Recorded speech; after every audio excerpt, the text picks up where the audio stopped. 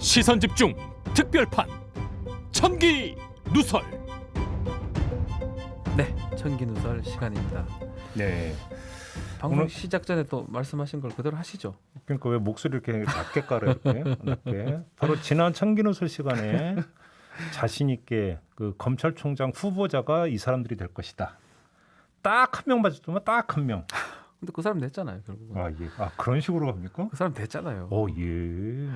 사실은 근데 그렇게 딱 그 후보자가 딱 바로 구성이 되니까 바로 그날이었어 또. 네, 그날이 후보자 됐으니까 추천된 게 바로 그날이. 잘 맞추지를 못하는 것 같긴 한데 예. 어쨌든 간에 음. 김호수 전 차관이 이제 지명이 돼가지고 사실은 그 4명 중에는 될 가능성이 높아 보였거든요. 그래서 다른 방송에서 그 다음 날 가가지고는 김호수가 될 것이다 계속 얘기했는데 청기누설에서 얘기를 못해서 하여튼 김호수 차관이 됐는데 다른 방송 가서는 나 마지막 한 명 단수는 맞췄다. 지금 이런 주장입니까? 예, 그 4명 중에 누가 될 것이냐 예. 할 때는 지금 나와서 HBY님이 우기기 예, 대마왕이라고. 죄송합니다. 예. 예. 항상 좀 틀릴 때 그러니까 아예 차라리 예측을 마. 예측을 안 해야 될 것 같아요. 예측을 하지 마. 예. 아 뚜껑을 열어봐야 될 겁니다. 이렇게 네. 하면 되잖아. 사실 그래 하면 편하긴 한데 귀추가 주목됩니다. 그러면서 뭐 평론하고 자식할 것도 없어요. 계속 그냥 하나만 하는 소리 계속 할 거나. 그러니까 아니 거라서. 언제부터 평론이 갑자기 점치기가 돼버렸냐고. 그것도 좀 그렇잖아. 예, 그것도 맞습니다. 응.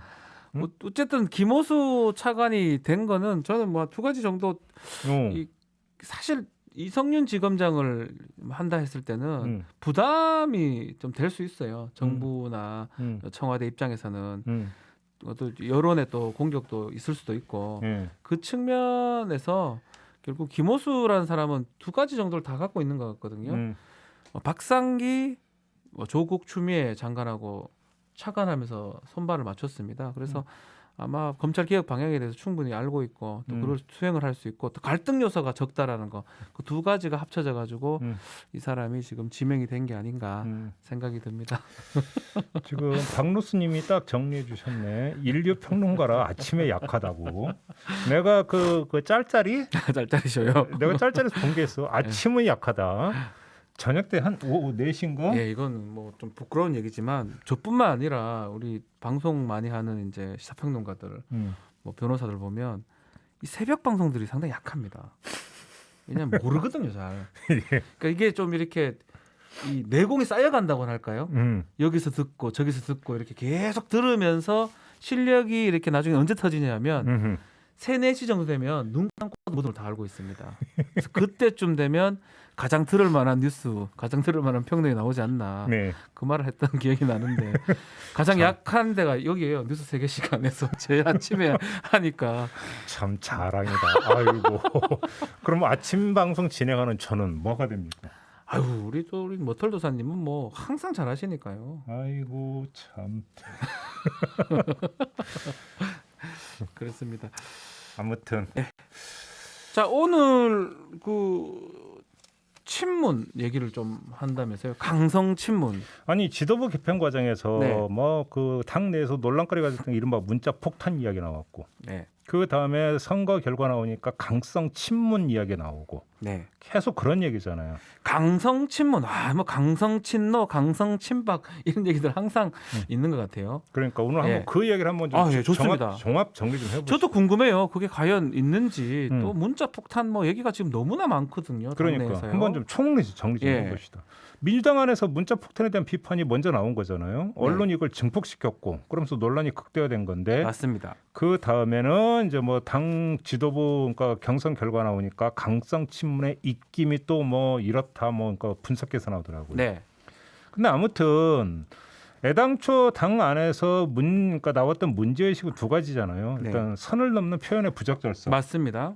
그다음에 그것이 결과적으로 당내 언론을 막는 거 아니냐. 음. 이런 부작용이 있는 거 아니냐. 네. 뭐 이런 문제 의식이잖아요. 네. 뭐 저는 그런 뭐 문제 제기할 수 있다고 생각을 해요. 그다음에 가는 말이 고와야 오는 말이 곱다고. 그것도 있죠. 당연히 있죠. 예. 그러니까 이왕이면 어떤 그러니까 예의와 품격을 지켜가면서 당내 소통을 한다면 누가 뭐라고 하겠어요. 그잖아요. 네. 근데 그것이 아닌 경우에 대해서는 그 폭탄 받는 사람 입장에서 기분 좋을 수가 없지. 아주 나쁠 수가 아주 힘들 것 같아요. 그잖아요. 조홍천은 금방 나왔는데요. 네. 그렇죠. 그러니까 기분 좋을 수가 없고 그거에 대해서 이야기하는 거 저는 충분히 제기할 수 있는 문제라고 생각을 하고 네. 그건 또 귀담아들을 여지가 있다라고 생각을 해요. 근데 그러니까 제가 한번 드리고 싶은 말씀은 그 선을 넘어섰을 때 그 선을 넘어서 단순히 어떤 소통의 어떤 품격과 예의의 문제로 국한해서 지금 이걸 묘사하고 있고 증폭시키고 있느냐? 그건 아닌 것 같다. 그거는 아니다. 이제 언론이 받아서 증폭을 시키고 있는 건데 거기에는 상당히 어떤 뭐냐면 목적이 깔려 있는 것 같은데 그게 뭐냐? 이른바 친문의 태극기화. 아 이게 보면 양극단은 잘못된 것이다라는 언론의 프레임 비슷한 내용이 될 것 같아요. 이른바 이제 지금부터는 이제 그러니까 주로 보수 언론이 이제 많이 쓰고 있는 강성 친문이라고는 표현을 일단 그대로 인용해서 그대로 쓰겠습니다. 예. 그대로 쓸 테니까 그걸 좀 이해를 해주시고. 강성 친문하고 태극기 세력은 니네가 뭐가 다른데? 그러니까 그 얘기를 항상 하는 거예요. 양극단에 이쪽에 태극기가 있으면 왼쪽에 강성 친문이 있다. 이런 식으로 얘기를 하고 있거든요. 그러니까 여기에는 두 가지 이미지를 오버랩 시키는 거죠. 첫째 뭐냐면 어떤 거죠? 태극기 세력은 실패한 세력이야. 실패했죠. 그러니까 이미 어떤 분 정책으로 실패한 사람을 부여잡고 그냥 아우성을 치는 세력이야. 맞습니다. 그러니까 그 강성 친문을 태극기 세력과 동격으로 놓아버리면서 니네도 결국은 실패할 세력일 수밖에 없어. 실패할 세력일 것이다 앞으로. 라고 하는 어떤 그 이미지를 더 씌우는 거고. 첫 번째. 두 번째는 뭐냐면 그 자체가 극단적인 것이다. 양극단이 있는 것이다. 그래서 예를 들어서 보수 진영에서 태극기 세력과의 손절을 주문했던 것처럼 민주당에서도 이들과의 손절이 필요하다. 지금 모양새는 딱 그렇게 지금 진행되고 있거든요. 그렇지. 이런 이야기인데. 아하. 근데 자 그러면 우리가 한번 여기서부터 이제 하나하나 지금까지 짚어봅시다. 네. 그러면 과연 강성 친문은 정말 태극기 세력과 같은 부류의 집단인가? 얘기 좀 궁금합니다. 결론부터 말씀을 드리면 전혀 아니올시다. 완전 아니죠. 네. 자, 네. 이 강성 친문에서 추출할 수 있는 특성이 두 가지가 있어요. 어떤 게 있죠? 첫째는 되게 전략적이라는 거예요. 아하. 이게 무슨 얘기냐면 어떤 특정 국면에서 특정 의견에 대해서 조직적으로 찬성이든 반대 의사를 표명을 해요. 그래서 특정한 국면에서 특정한 방향으로 당이 그러니까 그 방향성을 설정해서 갈 수 있도록 행동에 나선다는 점에서 대단히 전략적이라는 전략적으로 움직인다. 그렇죠. 강성 친문들은 그다음- 강성 친문을 하는 사람들은 그렇죠. 네. 두 번째가 개통적이라는 거예요. 개통적인 무슨 뭐죠? 얘기냐면 네. 이 사람들은 뭐냐면 기성 정치 질서를 부정을 하는 게 아니라 네. 그 질서 속으로 들어가서 해요. 그래서 아하. 자 이런 방향으로 해서 당의 당론을 채택을 하고 음흠. 그래서 국회에서 이 방향으로 의정이 처리가 되어야 된다라고 하는 네. 다시 말해서 대의제가 정해놓고 있는 제도와 절차 속에서 이 내용이 관철돼야 된다는 식으로 움직이고 있다라는 거죠. 그렇죠. 태극기하고는 완전 다르죠. 개통적이다. 그럼 무슨 안에서 얘기냐면 움직인다. 기존의 정치 질서와 정치 체계를 부정을 하는 게 아니라 예. 기존의 정치 질서와 정치 체계 속에 특정한 이런 방향성을 관철시키기 위해서 조직적으로 움직이는 세력이다. 맞는 말씀. 이해되시죠? 예. 그런 점에서 본다면 우리가 이제 그 정치학에서 이야기하는 이른바 반정치, 반정치가 아니라는 거예요. 반정치, 그러니까 서구 포퓰리즘이나 이런 데서 나타나는 반정치라고 하는 것은 뭐냐면 기존의 대표성을 인정을 안 해. 그렇죠. 반정치는 완전 이건 아니다라고 밖으로 나가는 기존의 거. 어떤 기존의 정당 조직이나 기존의 어떤 정치인들의 어떤 그 대표성을 인정을 안 하고 야 X 아니야. 우린 나가서 할 그죠? 것이야. 예. 이렇게 그러니까 되면서 그러니까 나타나는 거고 사실은 태극기 세력 같은 경우는 광장에서 시작해서 광장에서 끝났어요. 약간 반정치라고 보는 게 맞겠죠. 그렇죠. 예. 태극기는 광장에서 시작해서 광장으로 끝났지만 이 그 이른바 강성 친문은 광장에서 시작해서 여의도로 수렴이 된다는 거죠. 네. 그러니까 개통적이다? 기존의 대의제 정치로 수렴이 되고 있다는 점에서 결정적인 차이가 나타나고 있다. 아, 개통적이고 전략적이기 때문에 태극기 부대랑은 완전 다르다. 그렇죠. 그런 점에서 그러니까 가장 기본적으로 질적으로 다르다. 네, 질적으로 다르다. 근데 문제는 네. 그 똑같지 않냐? 좀 극단적이다. 극성 맞다. 그 얘기는 좀 비슷하다고 볼 수 있잖아요. 그러니까 그게 뭐냐면 되게 표피적인 분석이라는 거예요. 그게 표피적이다. 예. 그러니까 그 수박 겉털밖에 안 된다. 겉모습만 보고 극성 아니냐? 예. 폐악질 아니냐? 예. 횡포 부리는 거 아니냐? 예. 이런 식으로 지금 묘사를 하고 있으니까 뭐냐면 어떻게 접근하냐면 그러니까 이런 시각은 윤리적으로 접근하는 거죠. 아하. 정치 참여를 하더라도 규범이 있는 건데 왜 규범을 어겨가면서 이렇게 문자 폭탄 돌리고 하느냐? 네. 너희들의 행태는 잘못됐어. 이런 되게 단순 논리로 접근한다라는 거예요. 근데 그렇게만 볼 성질의 문제가 아닌 게 네. 자, 그러면 두 번째 강성 친문의 그런 뿌리가 뭐냐를 한번 좀 되돌아보자고. 저는 뭐 친노 쪽인가요? 그러면 이게 예전에 간단한 문제가 아니라 예를 들어서 네. 그러니까 그럼 100번 양보해서 네네 100번 양보해서 그러니까 지금 이 행태가 잘못됐다고 칩시다. 그러니까 그래서 너희들은 문제가 있으니까 그렇게 하지 마라고 해서 그러면 안 할게요라고 끝날 성질의 문제가 아니라는 거예요. 네. 뿌리를 보면 왜 그러냐면 이들의 뿌리는 거슬러 올라간다면 노무현 전 대통령이 했던 이야기가 있죠. 깨어있는 시민의 조직된 네. 힘이라고 하는 데에서부터 시작을 해요.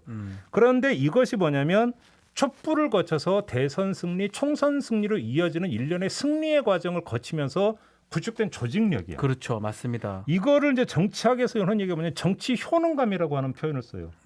정치 효능감이라고 하는 게 뭐냐면 내가 정치적으로 참여를 해서 해보니까 하면 무언가를 바꿀 수 있다라고 아하. 하는 자기 만족감, 자기 존재감 이런 것들을 정치 효능감이라고 하는데 정치 효능감이 지금 거의 정점에 달해 있다라는 거죠. 그렇죠. 우리가 해보니까 내가 참여하니까 어떻게 될 수 있고 내 생각 바뀔 수 있고 정치가 바뀔 수 있다. 이게 정치 효능감이라는 거네요. 그러니까 정치 효능감이 그래서 뭘 거냐면 예. 주인 의식으로 바뀌는 거죠. 아하. 내가 민주당의 당원이야. 내가 그러니까 당의 주인이야. 그래서 당이 앞으로 가야 될 길에서 내가 의사 표현한 게 도대체 뭐가 잘못된 건데? 그러니까 뭐 어떻게 보면 어쩌면 당연한 걸 수도 있네요. 여기에다가 예. 뭐가 결합이 되냐면 개혁 지향성. 아하. 이게 이렇게 가는 게 개혁이야. 그리고 이게 어떤 민주당의 지금 시대적 사명이야. 네. 라고 그러니까 이게 되면서 뭐냐면 결과적으로 어떻게 되냐면 신념 집단화되어 있다는 거예요. 아, 그러니까 정치 효능감을 알고 있는 사람이 개혁 지향성과 합쳐지면서 신념화된 것이다. 그렇죠. 신념 집단화되어 있는 거예요. 신념 집단화. 그렇죠. 네. 그렇기 때문에 야 이건 아니라고 해봤자 이것이 네 그러면 알겠고요 철수할게로가 되는 성질의 문제가 아니라는 그렇죠. 거죠. 신념 집단화가 됐다면요. 그렇죠. 네. 자 그러면 일단 제 관찰로는 그래요. 네. 제 관찰로는 그렇고 그럼 이런 관찰 결과를 토대로 강성 친문을 비판하는 사람들의 논리적 실체를 한번 좀 봅시다. 그거는 어떻게 그래도 비판하는데 완전 엉뚱하게 비판은 같지는 않는데요. 그 표면적으로는 네. 특정 정견에 대한 비판 의식. 그러니까 너희들이 예를 들어서 조국 수호에 나섰잖아. 그렇죠. 근데 조국 수호가 맞아? 예를 들어서 저는 여기에 대해서 가타부터 얘기 안 하겠어요. 네. 왜냐하면 그건 사람들의 그러니까 입장에 따라 다르겠죠. 시각에 따라 다르니까요. 다만 네. 중요한 건 그걸 둘러싸고 정치가 벌어진다는 거예요. 그렇지 않습니까? 그렇죠. 조국 문제를 어떻게 처리할 것이냐가 하나의 정치의 갈등의 소재가 되고 그 갈등에 대해서 찬반이 갈려갖고 싸우는 게 정치예요. 네. 그런데 그러면 상대 진영에서는 맞진영을 너희는 틀렸다라고 이야기를 하는 게 정치인 거죠. 그렇기 때문에 그 자체는 윤리적 규정이 될 수가 없어요. 맞습니다. 예. 그렇기 때문에 이거는 중요한 문제가 아니고 제가 볼 때는 그 이른바 강성 친문의 이른바 폐악질을 비판하는 사람들의 가장 근본적인 시각에는 뭐가 깔렸냐면 네. 이거는 지금 저는 이제 정치 참여라고 이야기를 했잖아요.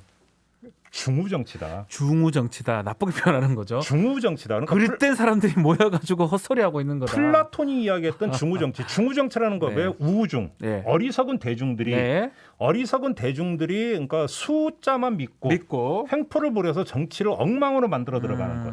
이거를 중우 정치라고 하는 것의 다른 표현을 뭐라고 하냐? 폭민 정치라고 해요. 아. 난폭한 아하. 민 백성이잖아요. 중우 정치는 곧 폭민 정치라고 얘기를 합니다. 그러니까 편향되고 편협한 사고에 물들어 있으면서 숫자로 밀어붙이는 게 바로 폭민 정치고 네. 그것이 중우 정치다.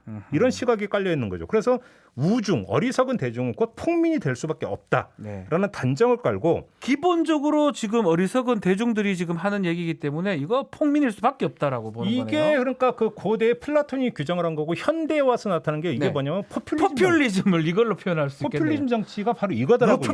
포퓰리스트 아니야? 이렇게 욕하잖아요. 그러니까 그러니까 여기서 뭐냐면 이 논리적인 가공이 이루어지는데 이런 근본적인 시각을 깔면서 뭐냐면 자 그러면 네. 이것이 왜 어리석은 것이고 폭력적인가를 내가 증명해 볼게. 그게 뭐냐? 네. 바로 적대와 배제의 어떤 행태다. 아하. 근데 지금 니네 잘 봐라. 같은 당에 있는데 의견이 다르다고 적대시하면서 너 나가. 아하. 라고 하면서 배제의 논리를 동원하지 않느냐. 그렇지. 그러면 그렇겠죠. 이런 행태가 올바르냐? 아니지 않느냐. 그러면 이것은 결국은 뭐가 되는 거예요? 이 자체가 폭력이다. 네.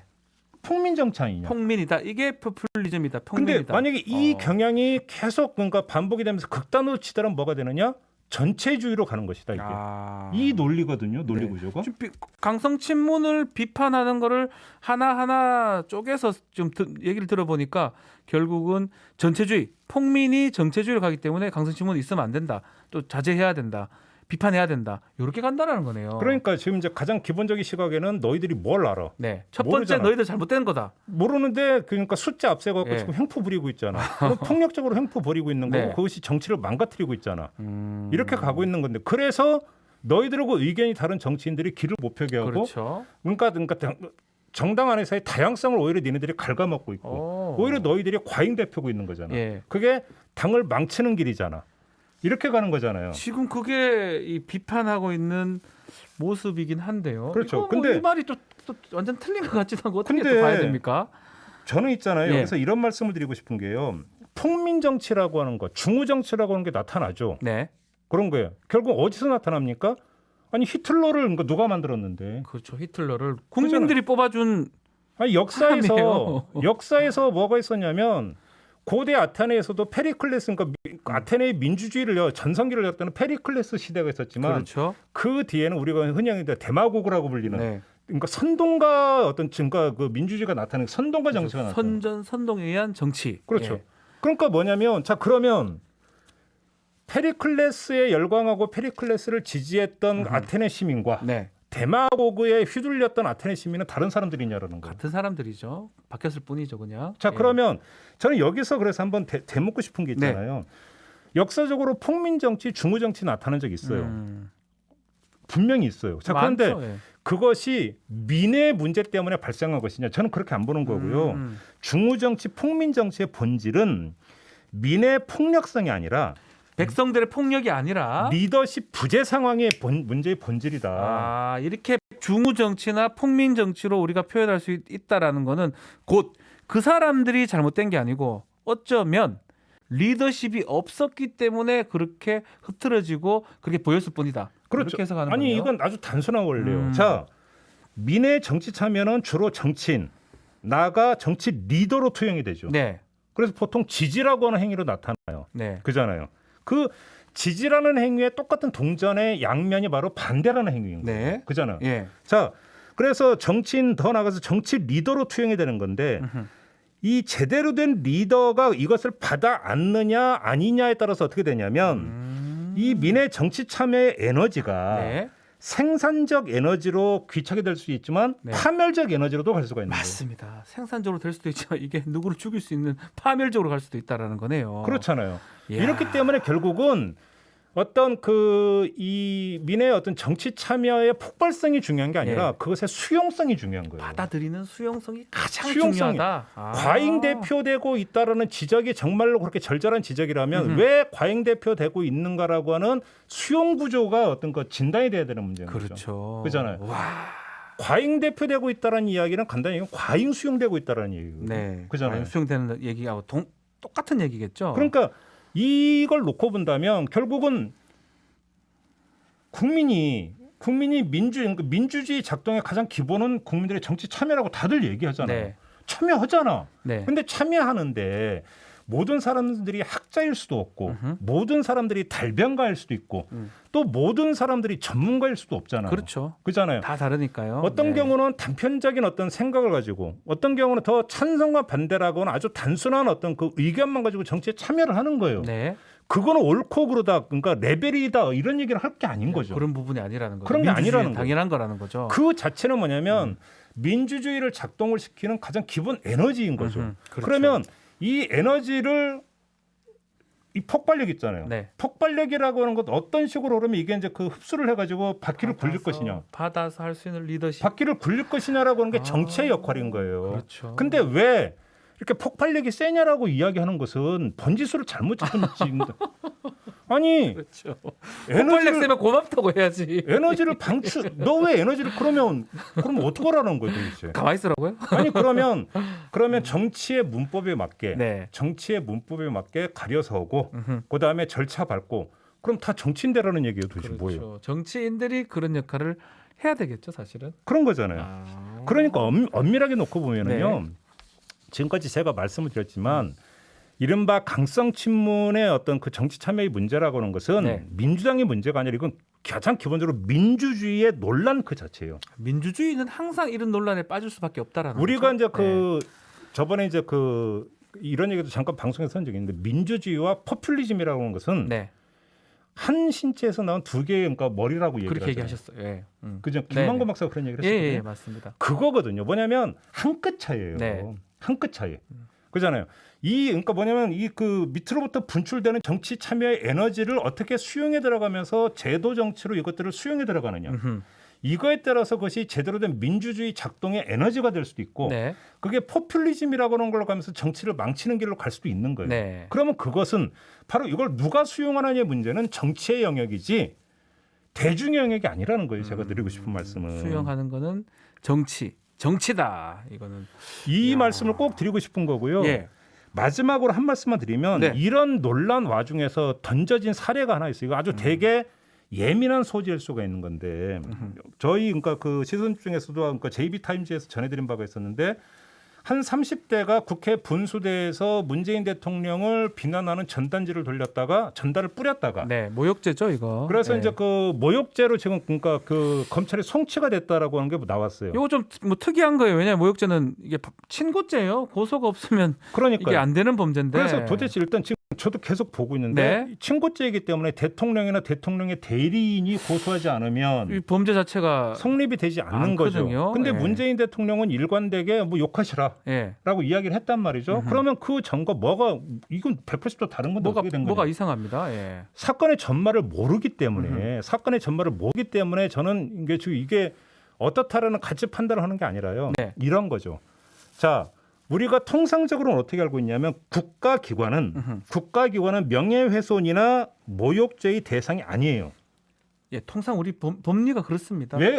법리가 그렇죠. 한번 설명 좀 해주세요. 왜 네. 그래요? 일단은 또 예전에는 또 그런 범죄도 있었어요. 국가원수 모독죄 같은 이런 범죄들도 있었거든요. 근데 사실은 기본적으로 비판의 대상인 거예요, 사실은.